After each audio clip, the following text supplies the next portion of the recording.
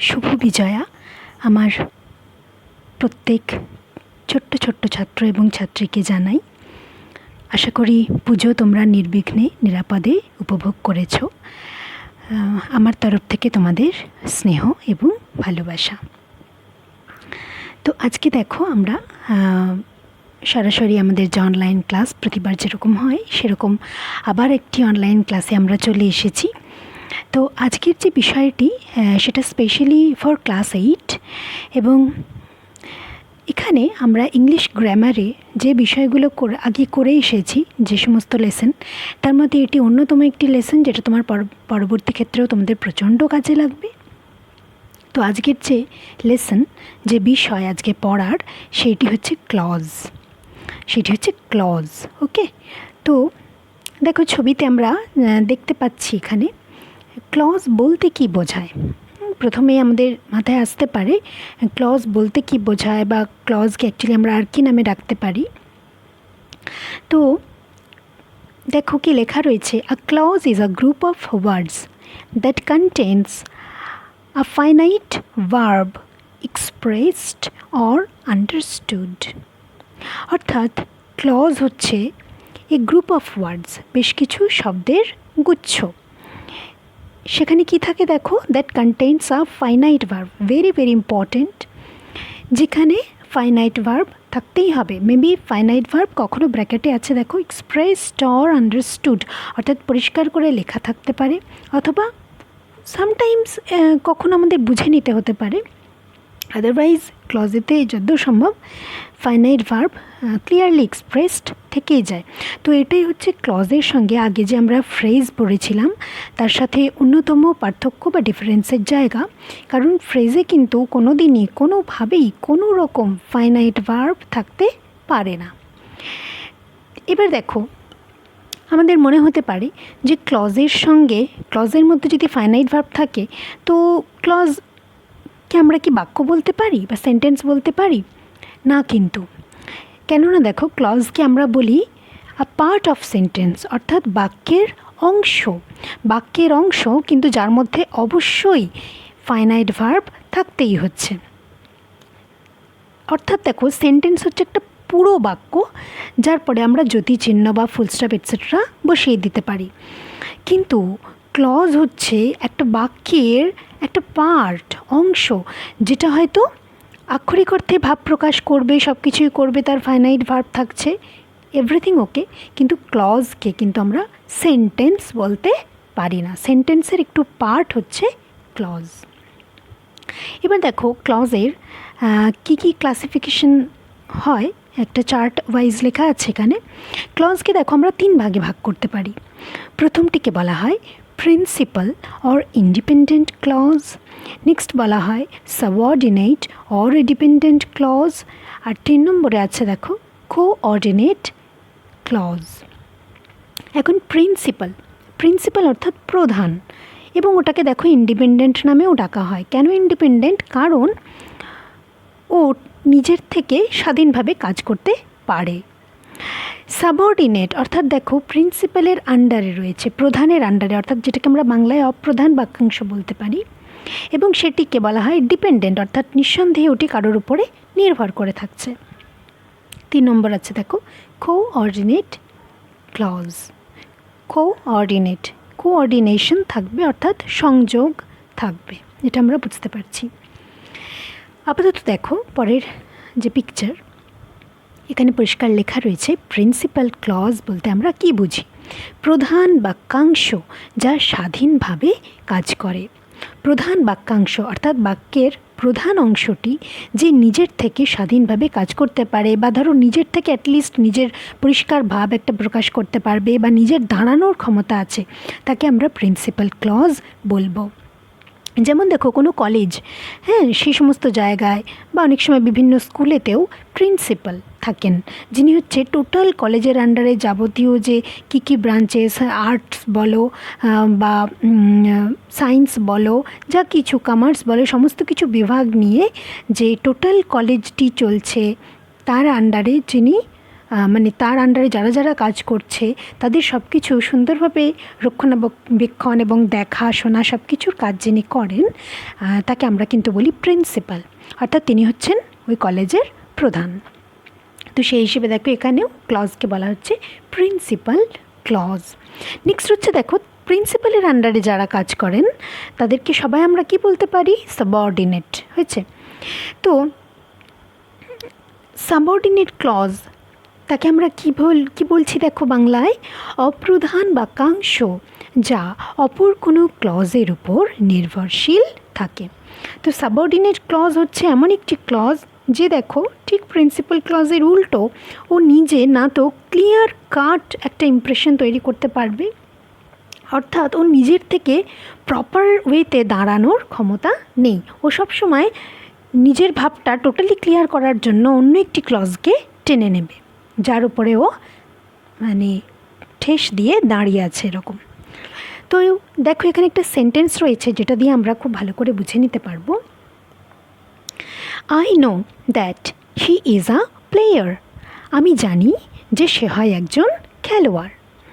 এবার দেখো ভালো করে খেয়াল করো, এই টোটালটা মিলে কিন্তু একটি sentence. I know that he is a player, stop পড়েছে শেষকালে, তো টোটালটা মিলে কিন্তু একটা সেন্টেন্স, এটাকে আমরা ক্লজ বলতে পারি না। এবার এখানে দেখো আই নো আমি জানি, that he is a player যে কিনা সে হলো একজন খেলোয়াড়। তো দেখো আই নো আমি জানি, এইটুকু যে পোর্শন দেখো, নো এখানে ফাইনাইট ভার্ব আমরা পরিষ্কার বুঝতে পারছি, আই সাবজেক্ট এখানে। তো আমি জানি দেখো এই নিজের থেকে ক্লিয়ার কাট দাঁড়াতে পারছে, কেমন নিজের থেকে। এবার আমি জানি এটাটা কি সেইটার পজিশনে দেখো that he is a player, এই পোর্শনটা চলে আসছে। যে আমি কি জানি না, আমি জানি যে সে হচ্ছে একজন খেলোয়াড়। তো আই নো এইটুকু পোর্শন ভালো করে খেয়াল করে দেখো, এ কিন্তু নিজের থেকে দাঁড়াতে পারে বা নিজের ভাব নিজে প্রকাশ করার ক্ষমতা আছে। আই নো বলেও কিন্তু ফুল স্টপ দেওয়া যায় খুব ইজিলি। এবার পরের যে পার্টটুকু সেটুকু আমরা খেয়াল করি, দেখো that he is a player, যে সে হয় একজন খেলোয়াড়। That he is a player, যে সে হয় একজন খেলোয়াড়। এই যে সে হয় একজন খেলোয়াড় এইটুকু বললে দেখো, যে সে হয় একজন খেলোয়াড় বললে কি আমরা স্টপ দিতে পারবো, নাকি বললে মনের ভাব ক্লিয়ারলি প্রকাশ পাচ্ছে, নাকি এটা নিজের থেকে প্রপারলি দাঁড়াতে পারছে? কোনোটাই কিন্তু নয়। দেখো এখানেও কিন্তু ইজ যে ভার্বটি এটি কিন্তু ফাইনাইট ভার্ব। তো এখানে ফাইনাইট ভার্ব নেই এমন নয়, সব কিছু আছে, কিন্তু দেখো যে সে হয় একজন খেলোয়াড় এইটুকু পোর্শন কিন্তু নিজের থেকে দাঁড়াতে পারছে না। যে সে হয় একজন খেলোয়াড়টা কী, মানে কোয়েশ্চেন চলে আসে যে সে হয় একজন খেলোয়াড়, তো সেই কী? তখন আমরা ওটাকে অ্যাকচুয়ালি পরিপূরক হিসেবে বা ওর যার উপরে নির্ভরশীল রয়েছে সে হচ্ছে দেখো আমি জানি। যে সে হয় একজন খেলোয়াড় এটা কি না, এটা আমি জানি, তখন সেন্টেন্সটার কমপ্লিশনটা আসছে। তো দেখো তাহলে that he is a player, যে সে হয় একজন খেলোয়াড়, এটা টোটালি কার উপর নির্ভর করে আছে? আই নো এর উপর নির্ভর করে আছে। তাহলে অবশ্যই আমরা এখানে ক্লিয়ার কাট বুঝতে পারছি যে আই নো টোটালি যে sentence I know that he is a player, এই সেন্টেন্সটার মধ্যে যে আই নো পার্টটুকু দেখো এটা হচ্ছে ক্লজ, বাক্যাংশ, বাক্যের অংশ, একটা গোটা বাক্য না, কিন্তু সেন্টেন্স না, কিন্তু আই নো যে পার্টটুকু সে নিজে নিজে দাঁড়াতে পারে বা স্বাধীনভাবে কাজ করতে পারছে, সেজন্য আমরা এটাকে বলবো প্রিন্সিপাল অর ইন্ডিপেন্ডেন্ট ক্লজ। পরেরটা দেখো that he is a player, আমরা বেশ কয়েকবার দেখলাম, বুঝলাম যে এটা কোনোভাবেই নিজে থেকে দাঁড়াতে পারছে না, এ কার উপর ভর করে আছে? আই নো এর উপর ভর করে আছে। তো এখানে দেখো পরাধীন, অর্থাৎ পাশের এই ক্লজটি ইন্ডিপেন্ডেন্ট ক্লজটি আই নো এর উপরেও নির্ভরশীল, তো সেই জন্য একে হয় সাবঅর্ডিনেট অথবা ডিপেন্ডেন্ট ক্লজ বলা হচ্ছে। আপাতত এটুকু তোমাদের ক্লিয়ার হয়েছে আশা করি। তো আমরা বেসিক্যালি এর পরে যে ক্লাস করব সেখানে আমরা খুব ভালোভাবে অ্যাকচুয়ালি প্রিন্সিপাল ক্লজের ওরকম কোনো ভাগ না, আমাদের এখানে মেন যে জায়গাটা ফোকাস করে আমরা পড়ব সেটা হচ্ছে সাবঅর্ডিনেট ক্লজের কী কী ভাগ হয় এবং সেইগুলো সম্পর্কে আমরা বিশদে বেশ কিছু উদাহরণ দিয়ে দেখব বা জানব। তো আপাতত দেখো প্রিন্সিপাল বা সাবঅর্ডিনেট ক্লজ সম্পর্কে আমাদের একটা ধারণা চলে এসেছে। তো যেটা 3 নম্বরে ছিল অর্থাৎ কোঅর্ডিনেট ক্লজ, সেটা সম্পর্কে আমরা একটুখানি দেখে নেব। দেখো কোঅর্ডিনেট ক্লজ বলতে কি বোঝাচ্ছে? সংযোগমূলক বাক্যাংশ যেখানে 2 বা তার বেশি ক্লজ কোনো কনজাংশন দ্বারা জুড়ে থেকে স্বাধীনভাবে কাজ করে। অর্থাৎ কোঅর্ডিনেট ক্লজ হচ্ছে দেখো সেন্টেন্সের মধ্যেই এমন বাক্যাংশ বা এমন সেন্টেন্সের পার্ট যেখানে কিন্তু অবশ্যই ফাইনাইট ভার্ব তো এখানেও থাকবে, ক্লজ মানেই ফাইনাইট ভার্ব থাকবে, সেটা আমরা জানি। কিন্তু এই ক্ষেত্রে যে ব্যাপারটা সেটা হচ্ছে একটা বাক্যের মধ্যে ধরো কোঅর্ডিনেট ক্লজ কিন্তু কনজাংশন দ্বারা জুড়ে থাকে, কোনো না কোনো কনজাংশন দ্বারা, অর্থাৎ অ্যান্ড, বাট, অর ইত্যাদি কোনো কনজাংশন দ্বারা জুড়ে থাকে এবং সে কিন্তু স্বাধীনভাবে কাজ করে। কোঅর্ডিনেট ক্লজ কিন্তু স্বাধীনভাবে কাজ করতে পারবে প্রিন্সিপাল ক্লজের মতন। তো দেখো everybody likes her but he fears to admit, everybody likes her but fears to admit. অর্থাৎ কি প্রত্যেকেই তাকে পছন্দ করে কিন্তু সেটা স্বীকার করতে ভয় পায়। অর্থাৎ প্রত্যেকেই যে তাকে পছন্দ করে এটা ঠিক, কিন্তু প্রত্যেকে এটা স্বীকার করতে সামনাসামনি ভয় পাচ্ছে, বলতে পারছে না। তো এখানে ভালো করে খেয়াল করে দেখো, বাট আমরা অবশ্যই জানি এখানে কনজাংশন পার্ট হয়ে গেল এবং বাটের দুই দিকে যে দুটো পোর্শন রয়েছে, দেখো একদিকে আছে এভরিবডি লাইকস হার, প্রত্যেকেই তাকে পছন্দ করে। দেখো নিজেকে কোয়েশ্চেন করো, নিজের থেকে দাঁড়াতে পারছে কি পারছে না? প্রত্যেকে তাকে পছন্দ করে। মনের ভাব ক্লিয়ার হয়েছে কি হয়নি? অবশ্যই হয়েছে। তাহলে এটা হবে কোঅর্ডিনেট ক্লজ। এখানে ফাইনাইট ভার্ব কি দেখো আমরা দেখতে পাচ্ছি লাইকস। এবার বাটের পরের পোর্শনটুকু দেখো fears to admit, fears to admit কিন্তু ভয় পায় স্বীকার করতে। তো কে ভয় পায় স্বীকার করতে? এভরিবডি। এখানে দেখো সাবজেক্ট দুবারই কিন্তু এভরিবডি হবে। এবার যেহেতু একই সাবজেক্ট বারবার আমরা ইউজ করি না জেনারেলি, বাংলাতেও দেখবে আমি যেমন বলি একটা সেন্টেন্স ধরো রাম খেলতে পারে এবং গাইতে পারে, তো রাম খেলতে পারে এবং রাম গাইতে পারে, তা আমরা কি বারবার রাম দিয়ে দিয়ে এই কথাটা বলবো? বলি না। সেক্ষেত্রে আমরা কি বলি?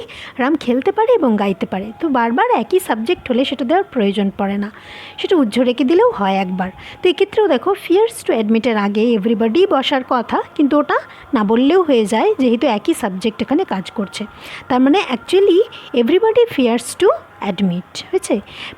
অ্যাকচুয়ালি অরিজিনালি পার্টটা হচ্ছে এই রকম, যেখানে এভরিবডিটা উজ্জ্ব রয়েছে, তোমরা ছবিতে দেখতে পাচ্ছ। তো দেখো আমি যদি বলি এভরিবডি ফিয়ার্স টু অ্যাডমিট এবং প্রত্যেকেই সেটা স্বীকার করতে ভয় পায়, তো এটাও নিজের থেকে দাঁড়াতে পারছে না? নিশ্চয়ই পারছে, হয়েছে। তো এটাও সেক্ষেত্রে দেখো স্বাধীনভাবে কাজ করছে, ফাইনাইট ভার্ব রয়েছে, হ্যাঁ। তো নিঃসন্দেহে এই পার্টটাও কী হবে? Coordinate clause. অর্থাৎ কোঅর্ডিনেট ক্লজে আমাদের এটুকুই মাথায় রাখতে হয় যে বাক্যাংশটি অবশ্যই কোনো কনজাংশন দ্বারা জুড়ে থাকে এবং সে কিন্তু খুব ইন্ডিপেন্ডেন্ট ওয়েতে অলমোস্ট কাজ করে।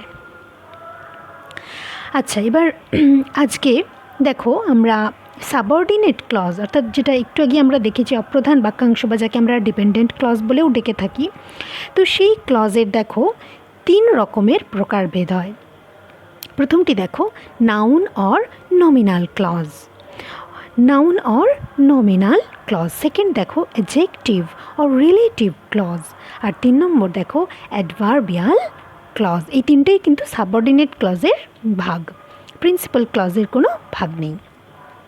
তো নাউন আর নমিনাল ক্লজ বুঝতেই পারছো, নিঃসন্দেহে নাউনের উপর ফোকাস করছে, তার মানে এই যে ক্লজটি এটি নিঃসন্দেহে নাউনের মতন কাজ করবে।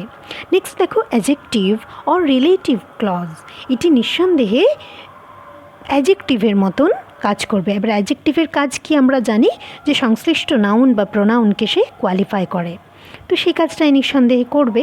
আর 3 নম্বর দেখো অ্যাডভার্বিয়াল ক্লজ, অর্থাৎ অ্যাডভার্বের মতন কাজ করবে। কেমন? তো আজকে আমরা এই প্রকারভেদটুকুই দেখে রাখলাম। পরের যে ক্লাস আমরা সেখানে বিশদে আমরা এই 3টে সম্পর্কে আরও জানবো উদাহরণ সহযোগে। তো আজকেকার জন্য এইটুকুই থাক। তোমরা প্রত্যেকে খুব ভালো থেকো, আবার নেক্সট ক্লাসে আমাদের আলোচনা হবে। ঠিক আছে, থ্যাংক ইউ।